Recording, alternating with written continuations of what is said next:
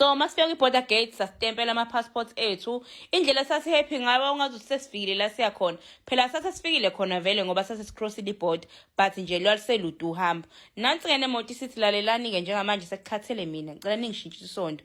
Hayi yayishintshwa-ke isondo sasehla phansi nathi silula amaqolo. Inetwork-ke lapho ayisabonwa-ke. Phela sesigomunye umhlaba njengamanje. Saqhubeka nohambo sadlula egaraji. Emva kwasegaraji sase safika ebusuku-ke la sasiya khona saqala eVenduka. Kuhle guys la sasiya khona apartment yethu yokuqala yayinhle shem iyo-ke leyana.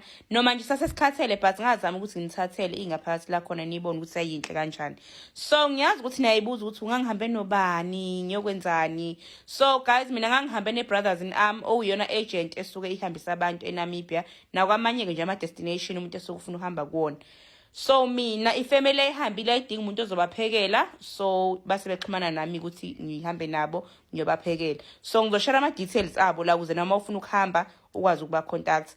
Ngavuka ekseni ngenza breakfast, kwathatha ama pictures, iyona ifamily leyana guys ave be right, ave bekhululekile.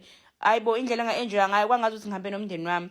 Nami-ke ngathatha ama-pictures amancane, saqhubeka nendlela-ke but before siqhubeke nela sayakhona, saqala kwenye mall. Mina ngangimangala-ke leya mall ngangithi nje mhlawumbe indawo yopopayi, hayibo ama-colours akhona.